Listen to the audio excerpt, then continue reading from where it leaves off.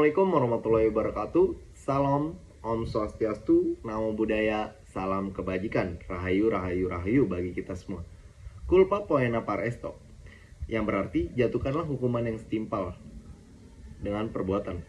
Adagium inilah yang menjadi pengantar pada materi yang akan saya bahas pada kali ini.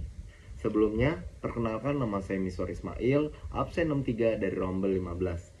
Yang pada kesempatan kali ini merasa berbangga hati karena diberi kesempatan untuk mengerjakan tugas yang dimana untuk membuat video. Kali ini saya akan mengambil materi hukum acara pidana.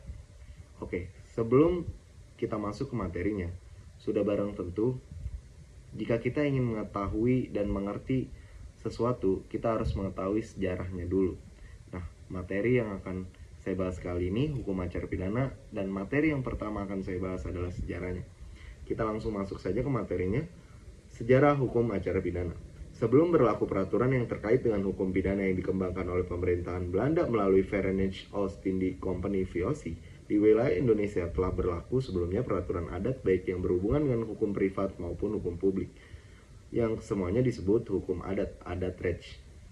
Terminologi hukum pidana adat, delik adat, hukum pelanggaran adat atau hukum adat pidana cikal bakal sebenarnya berasal dari hukum adat. Sumber hukum pidana adat dapat berupa tertulis maupun tidak tertulis. Dalam perkembangan selanjutnya, hukum pidana adat secara pelan-pelan digeser oleh hukum yang dilahirkan melalui asas konkordansi. Melalui asas konkordansi, perubahan peraturan perundang-undangan yang terjadi di negeri Belanda turut diberlakukan di Indonesia. Khusus dalam hukum acara pidana, beberapa peraturan tersebut antara lain. Yang pertama, Reglement of the Rechtsrechterlijke Organisatie en het Beleid der Justitie in Indonesia, yang lazim dikenal sebagai RO STB 1847/23. 2. Inlandsreglement STB 1848 nomor 16. Yang ketiga, Reglement of Strootvordeling STB 1849 nomor 43. Yang terakhir adalah Landgerechtsrechtsreglement STB 1914 nomor 317 Jo STB 1917 nomor 323. Dalam perkembangannya, Inlandsreglement diperbarui menjadi Reglement Indonesia yang diperbarui RIB yang terkenal dengan nama Het-Reise Inlandsreglement HIR, yang mendapatkan persetujuan dari Volksraad pada tahun 1941, STB 1941 nomor 44. HIR memuat reorganisasi, penuntutan dan pembaruan terhadap pemeriksaan pendahuluan dalam hukum acara pidana. Melalui HIR muncul lembaga penuntut umum, Open Bar Ministry, yang berdiri sendiri dan tidak lagi di bawah pamong raja. Pada masa pendudukan Jepang, tidak terjadi perubahan fundamental terhadap perkembangan hukum acara pidana, kecuali hapusnya Raad van Justitie sebagai pengadilan untuk golongan Eropa melalui Undang-Undang Nomor 1 Tahun 1942.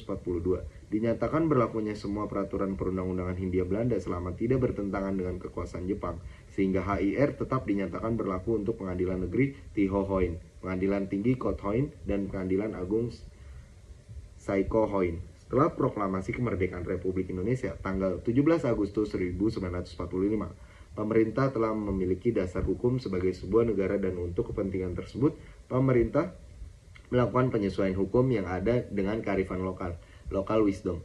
Salah satunya adalah berkaitan dengan hukum acara pidana. Berdasarkan pasal 1 Aturan Peralihan Undang-Undang Dasar Negara Republik Indonesia tahun 1945, HIR masih tetap diberlakukan. Pemberlakuan ini juga diperkuat melalui pasal 6 Undang-Undang Nomor 1 DRT tahun 1951 tentang tindakan-tindakan sementara untuk menyelenggarakan kesatuan susunan kekuasaan dan acara pengadilan sipil. Pada tahun 1965 dibuatlah rancangan Kitab Undang-Undang Hukum Acara Pidana atau biasa yang disingkat dengan RKUHP dan diajukan kepada Dewan Perwakilan Rakyat. Namun dalam perkembangannya RKUHP tersebut ditarik kembali karena dianggap kurang sempurna. Untuk perkembangan selanjutnya, pembahasan RKUHP seperti berikut.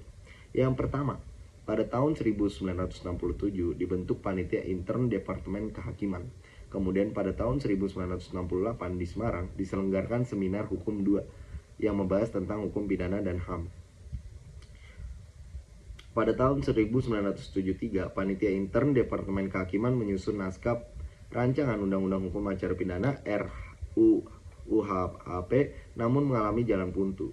Yang ketiga, pada tahun 1974, Menteri Kehakiman Prof. Mokhtar Kosomatmadja mengintensifkan pembuatan RUUHP dan menyelenggarakan draft 5 RUUHP kepada Kabinet. Yang keempat, pada tahun 1979, tepatnya pada tanggal 12 September RUUHP yang merupakan draft kelima diserahkan ke DPR RI untuk dibahas. Yang kelima, RUUHP disetujui dalam sidang gabungan S-Sigap Komisi 1 dan Komisi 3 DPR RI pada tanggal 9 September 1981.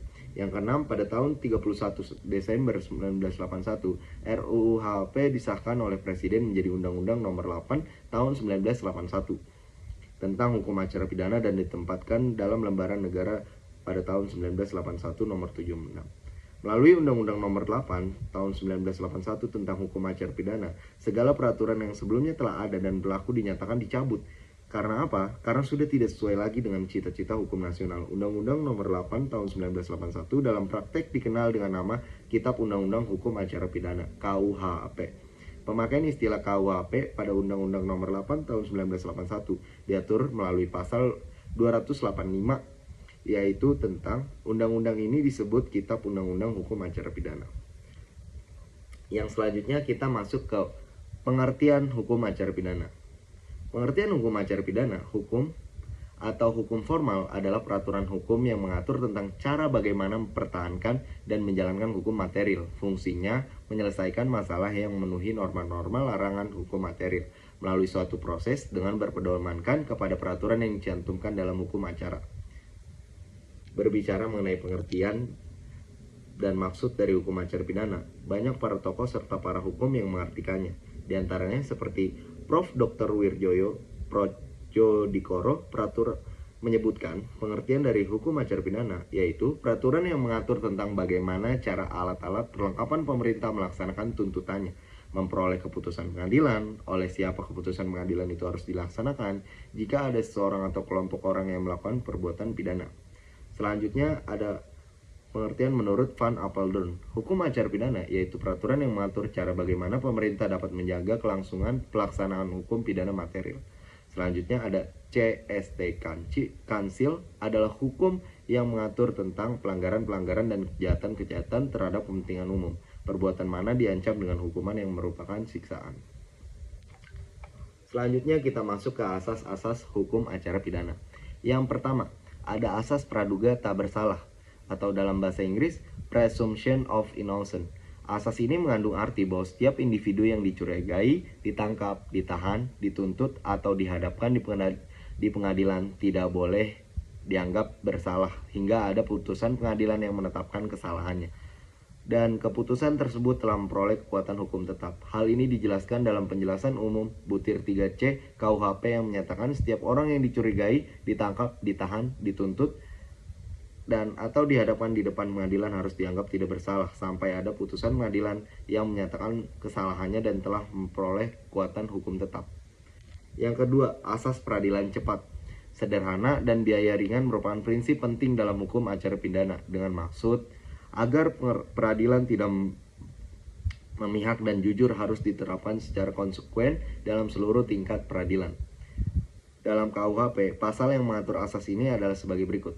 Pasal 67 juga mencerminkan asas peradilan cepat, sederhana, dan biaya ringan yang menyatakan bahwa terdakwa atau penuntut umum berhak untuk mengajukan banding atas putusan pengadilan tingkat pertama kecuali dalam hukum putusan bebas.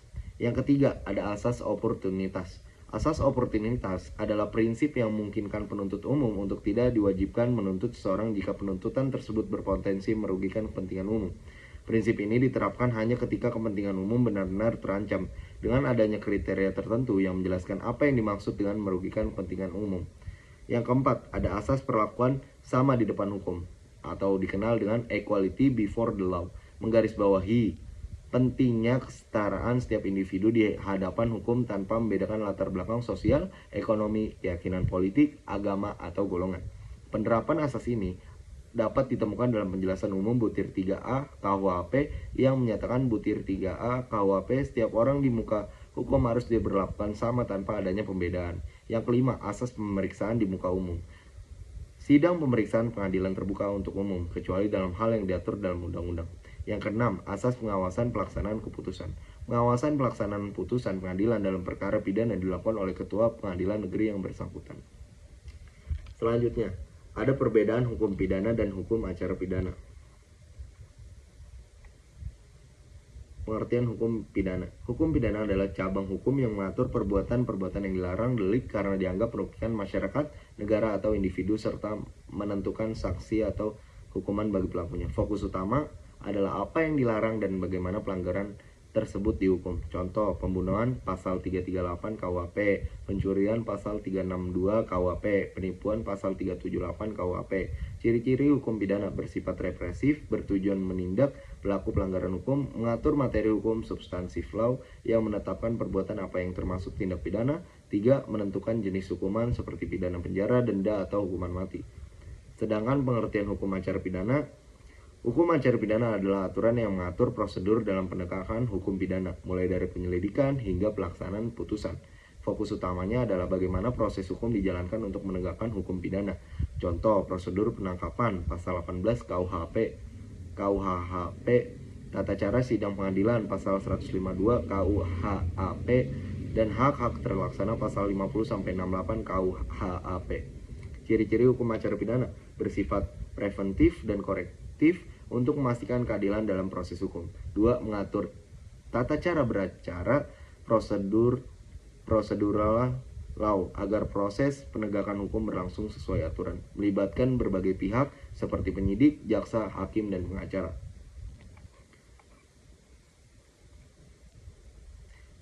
Selanjutnya adalah korelasi antara hukum pidana dan hukum acara pidana. Meskipun berbeda, hukum pidana dan hukum acara pidana memiliki hubungan yang selalu erat, seperti dua sisi dari mata uang yang sama. Berikut adalah korelasi keduanya. Yang pertama, ada hukum acara pidana menjadi alat penegakan hukum pidana. Hukum pidana menetapkan delik dan sanksinya, tetapi tanpa hukum acara pidana, aturan ini tidak dapat ditegakkan. Misalnya, hukum pidana menyatakan pembunuhan adalah tindak pidana, sedangkan hukum acara pidana mengatur prosedur penyelidikan, penyidikan, penuntutan, dan persidangan pelaku pembunuhan tersebut. Yang kedua, keseimbangan antara keadilan dan kepastian hukum. Hukum pidana memberikan dasar bagi keadilan melalui sanksi yang setimpal, sementara hukum acara pidana menjamin hak-hak tersangka, korban, dan masyarakat dalam proses hukum, sehingga tidak ada pelanggaran prosedur yang dapat menciderai peradilan. Yang ketiga, penerapan hukum yang efektif. Hukum pidana tidak dapat berdiri sendiri tanpa hukum acara pidana. Proses hukum bisa menjadi kacau dan seunang-unangnya. Sebaliknya, hukum acara pidana tanpa substansi hukum pidana akan kehilangan arah karena tidak ada dasar yang diatur untuk perbuatan pidana. Di sini saya membuatkan contoh kasus untuk mengilustrasikan korelasinya. Yang pertama, hukum pidana. Pencurian motor termasuk tindak pidana yang diatur dalam pasal 362 KUHP dengan ancaman hukuman maksimal 5 tahun penjara. Hukum acara pidana, polisi melakukan penyidikan dan menyita motor hasil curian. Pasal 39 KUHP, jaksa menyusun surat dakwaan dan melimpahkannya ke pengadilan. Yang tiga, hakim memimpin persidangan berdasarkan fakta hukum yang terungkap. Tanpa hukum pidana, perbuatan pencurian tidak dapat diklasifikasikan sebagai kejahatan. Sebaliknya, tanpa hukum acara pidana, proses hukum terhadap pencuri tidak dapat dilakukan secara sah. Kesimpulannya, hukum pidana adalah inti dari keadilan substansif, sedangkan hukum acara pidana adalah instrumen untuk mencapainya. Hubungan keduanya mencerminkan harmoni antara norma hukum dan mekanisme pelaksanaannya. Bersama-sama, keduanya memastikan bahwa hukum tidak hanya berlaku, tapi juga ditegakkan dengan cara yang adil, efektif, dan menghormati hak asasi manusia. Mungkin segitu saja presentasi dari saya, kurang lebihnya mohon maaf. Wassalamualaikum warahmatullahi wabarakatuh.